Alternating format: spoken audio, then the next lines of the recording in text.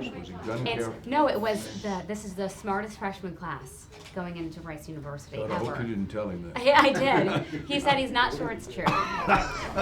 So I know you are on a tight schedule. In fact, they want to get you out of here in 7 minutes. All right. So I'm just going to dive right in if that's okay with you. Sure, I'm sorry that's there's fine. not That's very fine. many for. And this is not Facebook. This is No, this is just I'm going to put a story together for our later newscast. All right. Sure. You Okay, bet. real Sure. TV. So first of all, I know that this is like coming back home to you, and I'm sorry that they probably just asked you these questions, but I'm gonna. Not at all. Shoot. So tell me, what is it like to be back here at KHOU? Well, you know, I have such fond memories of KHOU in Channel 11. I started in television here. I started in radio at KTRH before that, and there was in newspapers and wire services. But I have so many fond memories of KHOU that when we started, we said somebody earlier, test patterns got more ratings than we got. But we built a news operation here from the ground up. And in some ways, it's my fondest memory as in television. Really? You know, I've been a few miles and been a few places since then, but the thrill of putting a news operation together from the ground up. When I came here, I was the news director, but I was the news director of myself. We had no staff, we built a staff. But I always feel at home in Houston. You know, I grew up here, I was born in Wharton, but I moved to Houston at a very, very early age, about 1.5 years old. Went to school at Reagan High School, and you know, I love Houston. I know that the climate's the climate of Calcutta. Yes, it rains. Yes, it gets hot. Yes, it gets humid. But Houston is the can-do capital of the world, and it still tries to run a meritocracy, which is to say, if you go to school and do your schoolwork and work hard, you have a real shot at Houston, which is not true everywhere. But I have such fond memories here. My brother and sister still live here, so I'm here very often. But in many ways, I know it sounds corny, but in my heart, I've never left Houston. How has it changed since you were here? Well, Houston, when I grew up in Houston in the 1930s and 40s, Houston was a big town. It was not a big city. Then it became a big city, really a big city after World War II, but its explosive growth has astonished even me. I always believe in Houston, I always believe it'll grow. But the explosive growth, and for Houston to become one of the leading cities in the world, not just a big city, but one of the leading cities in the world, not only amazes me, but pleases me very much. But I always feel very much at home here. You have had quite the career. You still have a wonderful career. What made you want to get into news to begin with? Was there a moment that you realized that this was for you? Well, you know, it didn't work that way. The only thing I ever dreamed of being, ever since I was 4 or 5, maybe 6 years old, was being a reporter. Why that is, I've never fully understood. I think it was because both of my parents, neither of whom graduated from high school, which in a way sounds terrible now, but in those days that was not unusual. But they were avid newspaper readers. We had newspapers all over the house. They discussed what's in the newspapers. And I think as a very young child, I must have had the impression that if my parents spent that much time reading newspapers, it must be important, so that's what I wanted to do. But I've had this dream, it became a driving dream, to become a reporter. And yes, I wanted to be a world-class reporter. I wanted to go to faraway places with strange sounding names. I wanted to cover war. I wanted to cover Washington. And so it was always a North Star out there. And I've been very lucky because I've got to live my dream. But you know, basically I'm a reporter who got lucky. Was there ever a moment that you were sitting on the CBS Evening News desk and just thought, whoa? Oh, almost every night. Almost every night. Because when I started in television, I was woefully unprepared for television. You know, at the CBS Evening News, one of the great worldwide news gathering organizations in the world, you have a great thousands of people working behind you to make you succeed on the evening news. When I came to Channel 11, on the 10 o'clock news, it was one engineer in the control room, one robot camera in front. I had a wire running down the left arm to press for commercials and a wire running down the right arm to press for the news clips. No kidding. Yeah. And to set at the CBS Evening News as a successor to the great and legendary Walter Cronkite, and answer your question, almost every night I would say, wow, God has blessed me beyond all comprehension. I want to talk to you a little bit about Donald Trump. I read the I'm comment. so surprised you want I to know. talk about I'm sure no one has politics. asked this yet, but I did read the commentary on your Facebook page, and I think for you to take a stand like that as a journalist is telling of itself. Why did you? Well, tell me, what are your feelings about the Well, Trump campaign? you know, others will have to judge how well I've done it, but I always tried to be a fair, pull no punches, play no favorites reporter. My question always is, what's the news?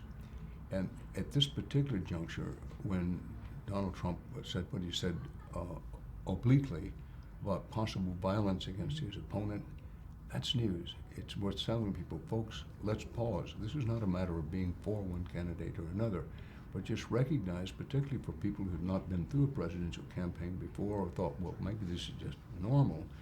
This is news because this is not normal. Never in our history have we had any candidate of a major party even obliquely suggest violence against the other candidate. It's not saying that I'm for Hillary Clinton or against Donald Trump. It's saying, folks, this is news and we need to pay attention to it. I felt the same way when Mr. Trump denigrated that Gold Star family who lost a son in combat. And as one who has been very honored to cover American fighting men in combat, that this is not the American way. And we've never had a campaign where it's been so uncivil, so lack of decency, and so willing, in some cases on both candidates' parts, to say things that never been said before. So when I filed that Facebook piece, I recognized what I was doing. I recognized that some people are going to say, oh, well, you know, here's this left-wing bomb-throwing Bolshevik giving some liberal spew. But that's not the case at all. And I do think it's important for journalists. You know, I haven't had as much courage in my career as I should have had. That journalists need to have a spine. We need to, or if you prefer the word guts, we need to have the guts. And you need to have the guts to do the things. Sometimes they're the unpopular thing. But people's attention needs to be paid. If we keep going down on our presidential campaigns, it raises very serious questions about who we are as a people, who we're going to be as a country. I do think in this campaign, for what it may be worth, that despite making some things that have hurt him in the campaign, that Donald Trump still has a chance to win. I agree that at this juncture, if you had to bet it, you would bet on Hillary Clinton, but we're still only in August. We have 3 presidential debates to come. Who knows what's ahead? I consider the race very volatile, and while it may be Hillary Clinton's to lose, she could lose it. Thank you so much. I'm being wrapped. I just have, if you could answer this in 30 seconds or All right. less. Is there a question that you always wish somebody would ask you when they don't? No, I've been around long enough to have most every question that can be. No. But sometimes people don't say, well, what do you do in your off time? And I love to fish, and I used to fish and hunt. It's not a moral decision. I don't hunt much anymore. I like to fish. But I like to fish, and I like to take long walks in the woods with my wife. Both great things. Thank you. Thank you so much. Thank you It so was a much. pleasure to meet you. Thank you. I'm sorry. Christine, to would you talk mind about it. taking a picture of us No, very I'd be quickly? happy to. Thank you so much. Thank you so much. Honey, come on in. Okay. And then Susan, you're gonna jump in? Yeah. Okay. Thanks. This chair out of the I way. know. It's a very nice chair. but- They are nice. That's what we said. They're nice chairs. Thank you so much. Not at all. Thank you.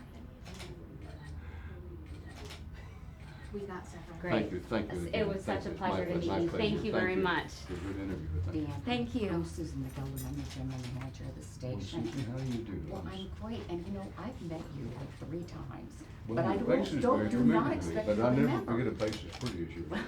I met you in Denver back in the early 90s when our station became a CBS O&O.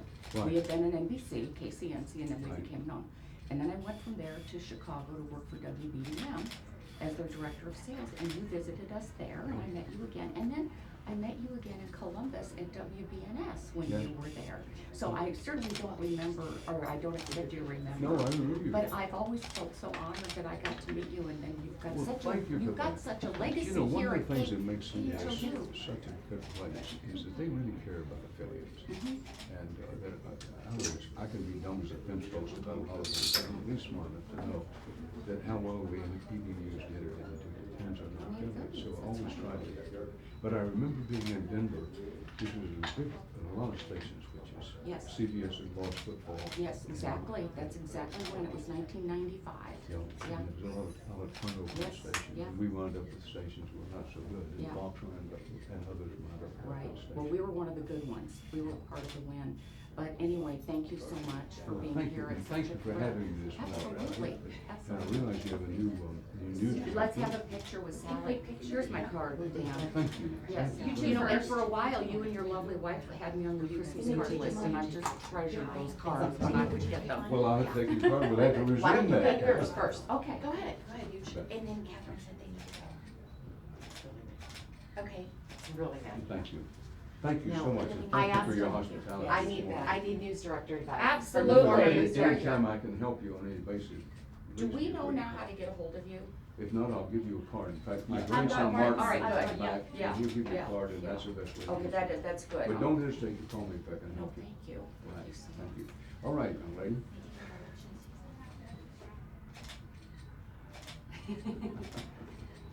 Thank I you. don't know where I'm looking.